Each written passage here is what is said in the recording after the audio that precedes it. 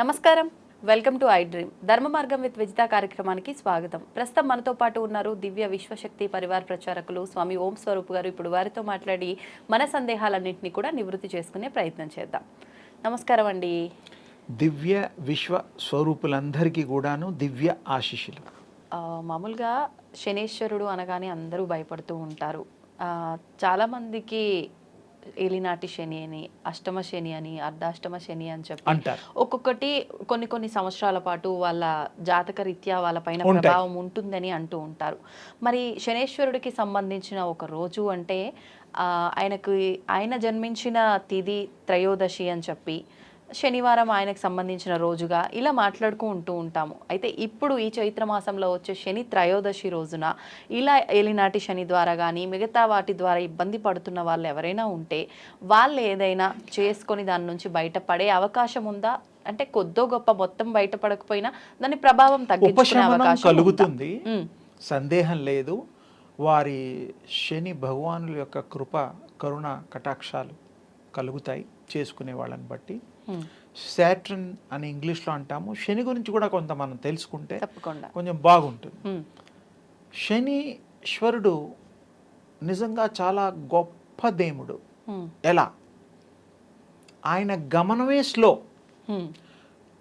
17 ఏళ్ళు సగం ఏలినాటి శని ఇలాంటివి ఏదున్నా ఇందిరాగాంధీ గారు శని మహర్దశలో రాజ్యం వెళ్ళింది.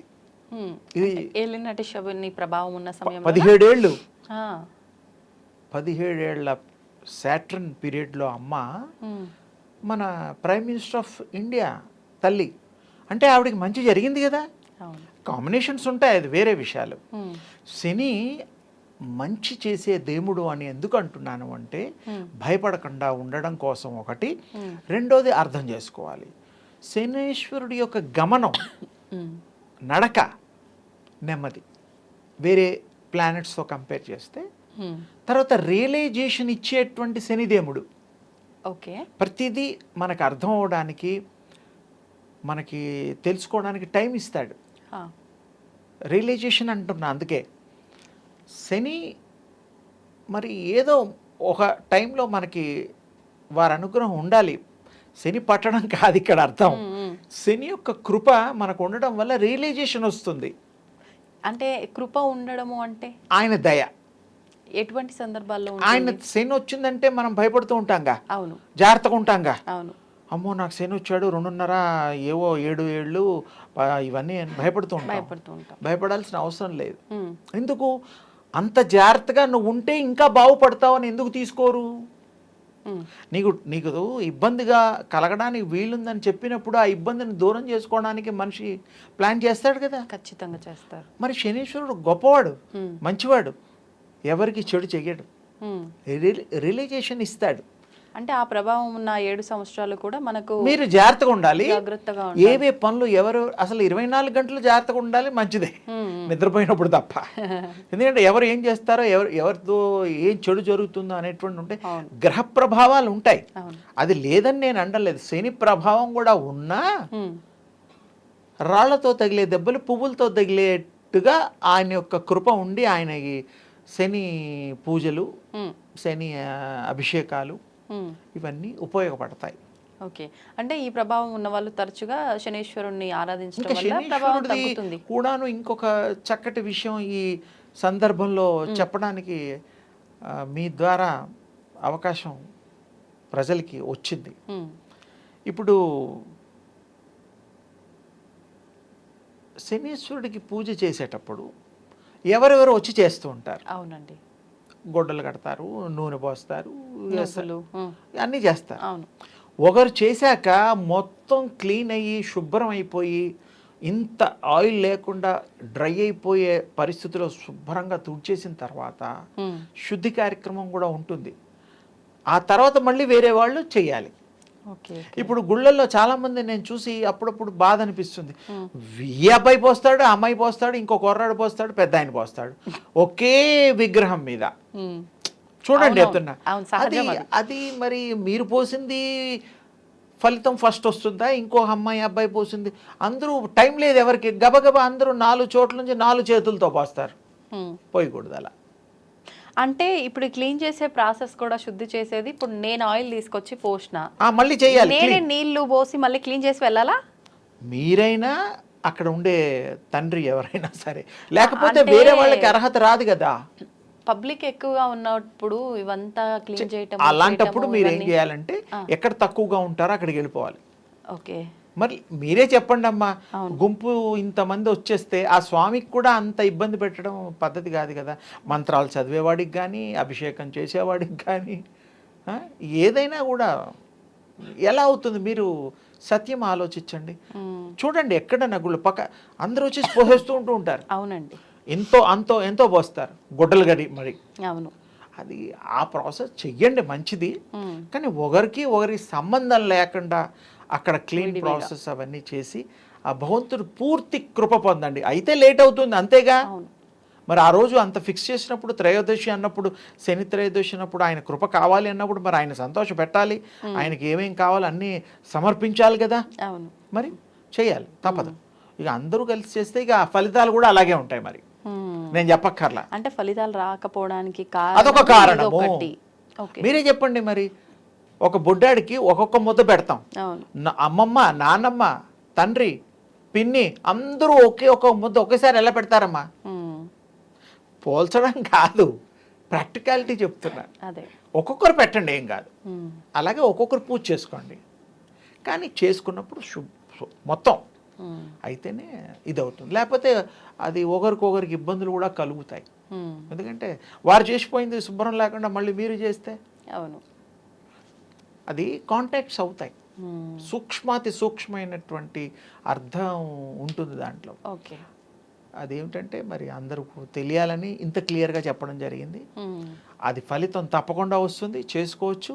రోజు కూడా అభిషేకం చేసుకోవచ్చు. మాస శివరాత్రి వచ్చేటువంటిది ఎలాగ చేసుకుంటున్నామో అలాగే శనేశ్వరుడికి మనం ఎవరికి ఏదైనా చేయదలుచుకుంటే చేసుకోవచ్చు, మంత్రం చదువుకోవచ్చు, చెయ్యొచ్చు, ఆయన కృప పొందొచ్చు, ఆయన అనుగ్రహం తప్పకుండా ఇప్పుడు ఉంటుందమ్మా. ఆయన దయ ఉంటుంది మన మీద. ఆయన ఒక్కటే మనకి ఏదైనా ఏ ఎఫెక్ట్ అయినా స్లోగా చేస్తాడు, ఇమీడియట్గా యాక్సిడెంట్ చేయడు, ఇమీడియట్గా మీకు చెడు చేయడమ్మా. వేరేవన్నీ ఇమీడియట్గా కొన్ని అయ్యే గ్రహాలు ఫోర్స్ ఉంటాయి. సాటర్న్ స్లో, నిజమైన మంచి దేవుడు. అంటే మంచైనా చెడుగానే జరుగుతుంది, స్లోగానే జరుగుతుంది, చెడైనా స్లోగానే జరుగుతుందా? ప్రభావం అనేది స్లోగానే ఉంటుంది. ప్రభావం స్లోగా ఉంటే మీకు మంచిది కదా, తొందరగా అయితే కష్టం కదమ్మా. అంటే ఈలోపు మనం ఏదో ఒక నిర్ణయం తీసుకొని దాన్ని మార్చుకునే రియలైజేషన్ అని అందుకే మాట్లాడా. ఏదన్నా జరగబోతోంది కరెక్ట్గా ఆలోచించాలంటే టైం కావాలి. సెకండ్లో నువ్వు చేయమంటే ఎట్లా చేస్తాం మనం? అవును, ఏదో బెడ్ మీద పడుకొని డాక్టర్స్ అంటారు ఇమీడియట్ ఆపరేషన్ అన్నట్టు కాదు కదా. సజెషన్ తీసుకోవడానికి కొంత డబ్బు చూసుకోవాలి, బెడ్ మీద అవసరం. అది ఇప్పుడైతే ప్రత్యేకించి ఆ రోజున మనం చేయాల్సింది నవగ్రహాల ప్రదక్షిణలు. ముందు శనేశ్వరుడికి సంబంధించింది విశేషంగా వారికి ఎవరెవరికి విధంగా ఇస్తామో నువ్వులు సంబంధించిన తైలాభిషేకాలు ఇవన్నీ చేస్తే చాలా మంచిది. ఇప్పుడు పూర్తిగా తడవాలి కూడా విగ్రహం. ఓకే, అది ఇంకొక పాయింట్. మొత్తం ఎక్కడ తడవకుండా కాదు, మొత్తం కంప్లీట్గా డిప్పు లాగా అనుకో, తడిస్తేనే అప్పుడు ఆ స్వామికి అది పద్ధతి. ఏదో వేసామంటే ఒక స్పూన్ వేయడం అలా కాదమ్మా. ఒక గిన్నెలోకి బుడ్డి గిన్నెలు, అంత పెద్ద విగ్రహానికి ఇంత బుడ్డి గిన్నె ఎక్కడ సరిపోతుంది, మొత్తం వేయాలి, బాగా కారాలి, ఇలా మునిగిపోవాలి. అందుకే ఇంగ్లీష్ పదం వాడాను, మునకెయ్యాలి. ఆ స్వామిని అర్చించుకోవాలి, అంత ప్రేమగా ఆరాధిస్తేనే ఆ స్వామి కృప చేస్తాడు, ఫోర్స్ తగ్గిస్తాడు. చెప్పాగా, పువ్వులతో కొడతాడు, దెబ్బే పువ్వులతో మెత్తగా, అప్పుడు మీకు కావాల్సింది పని అయిపోతుంది. అదే ఇప్పుడు ఈ నవగ్రహ ప్రదక్షిణ తర్వాత చాలా మంది ఫస్ట్ ఆలయంకి వెళ్ళగానే నవగ్రహ ప్రదక్షిణ చేసి కాళ్ళు కడుక్కున్న అనంతరం ప్రధాన ఆలయంలోకి వెళ్ళి దైవాన్ని దర్శించుకుంటారు. కరెక్ట్ పద్ధతి అంటారా? అంటే నిజానికి నవగ్రహ పూజ ఆ ప్రదక్షిణాలు సపరేట్, అది డిస్టెన్స్లో ఉండేవి ఒకప్పుడు. ఓకే, ఇప్పుడు ఒకే ఆలయ ప్రాంగణంలో ప్రజెంట్ రన్నింగ్లో ఉండే గాడ్స్ ఎవరైతే ఆ దేవుళ్ళని పెట్టేస్తున్నారు. దేవుళ్ళకి కూడా ట్రెండింగ్ ట్రెండ్ ఇప్పుడు అంటే అనకూడదు. ఇప్పుడు ఒక ఆలయం ఆంజనేయ స్వామి అంటే ఆంజనేయ స్వామి ఉండేవారు ఒకప్పుడు, శివాలయం అంటే శివాలయమే ఉండేదమ్మా. ఇప్పుడు మల్టిపుల్ ఉంటున్నారు, అన్నీ వచ్చేస్తున్నాయి. అంటే ఎవరికి ఏది కావాలో దండం పెట్టుకొని వెళ్ళిపోవడానికి వీలుగా కరెక్టే, కానీ అవునవును అది ఒక ప్రాంగణంలో అలా ఉండకూడదు. అది మన పూర్వం గుళ్ళు చూడండి. అవును, ఇప్పుడు లక్ష్మీనరసింహ స్వామి టెంపుల్ ఉంది యాదగిరిగుట్టలో, అక్కడ వేరే దేవుడు ఎవరున్నారు ఆయన పక్కన ఉంటాడు కదా, లక్ష్మీనరసింహ స్వామి వారే ఉంటారు. అక్కడ ఆంజనేయ స్వామి ఉంటే ఆంజనేయ స్వామికి సపరేట్ ఉంది యాదగిరిగుట్టలో, సపరేట్గా విడిగా ఉంటుంది. ప్రతి దేవుడికి సపరేషను, ఆవరణ, ఆ యొక్క ప్రహారీ గోడలు అన్నీ విడిగా ఉంటాయి. Okay okay. అప్పుడు ఏమవుతుంది, దానికి శక్తికి సంబంధించిన ఆ యొక్క నిర్ణీతమైనటువంటి ఆ యొక్క దాన్ని ఏమంటారంటే హద్దు, శక్తికి హద్దు ఉంటుంది. ఇంకా గుళ్ళల్లో ప్రదక్షిణాలు చేసేటప్పుడు ఇంకా గమనించాల్సింది, కొంతమంది 27, 11 ఇలా లెక్క పెడుతూ ఉంటారు. దాని అర్థం ఇంకా లోతుగా చెప్తున్నాను. ఆ భూమిలో ప్రతిష్ఠ చేసినప్పుడు 1000 అడుగులు వరకు ఆ యొక్క శక్తి తరంగాలు ప్రసరిస్తూ ఉంటాయి. ఈ ప్రదక్షిణ చేసే వాళ్ళ కింద పాదాలకి అవి తగులుతాయి, ఆ శక్తి పుంజాలు. అది ఎప్పుడు మనకి మంచి జరుగుతుందంటే నామం చేస్తూ ఆ భగవంతుడికి ఇష్టదైవాన్ని ప్రార్థన చేస్తూ ప్రదక్షిణ చేసిన వాడికి పుణ్యం ఎక్కువ వస్తుంది. దీనికి మీకు ఎగ్జాంపుల్, మన వీజా వెంకటేశ్వర స్వామి హైదరాబాద్లో ఉన్నాడు. అక్కడ చిలుకూరి బాలాజీ స్వామి ప్రదక్షిణాలు 1000 అవి లెక్కలు ఉన్నాయి. బాలాజీ స్వామిని, వెంకటేశ్వర స్వామిని తలుస్తూ వాళ్ళు చేస్తూ ఉంటారు. ఆ శక్తిని ఎక్కువ పొందుతారు, వాళ్ళకి ఎక్కువ మంచి జరుగుతుంది. ప్రతి గుళ్ళోనూ ఆ దేవుడి యొక్క శక్తి ఉంటుందమ్మా, సందేహం లేదు. కానీ ఒకే దాంట్లో ఈ మధ్య చాలా చోట్ల అన్ని దేవుళ్ళు ఒకే చోట ఎవరు ఎక్కడికి పోకుండా సౌకర్యంగా ఉండొచ్చు, కానీ మన పూర్వ పద్ధతుల్లో విడిగా ఉండేవి. అదే కరెక్టు. రావి చెట్టు, తర్వాత మరి దాన్ని ఏమంటారు, లక్ష్మీ అమ్మవారికి సంబంధించిన వేప చెట్టు, ఇవన్నీ ఉండేవి. ఇప్పుడు కొన్నిట్లో ఉండడం లేవు, తులసి కోటలు ఉండేవి. శివాలయం ఇవన్నీ విడివిడిగా ఉన్న దాంట్లో ఉండే విశేషాలు వేరే ఉంటాయి. ప్రతిష్టలు కూడా ఉంటాయి, స్వయంభూలు కూడా ఉంటాయి.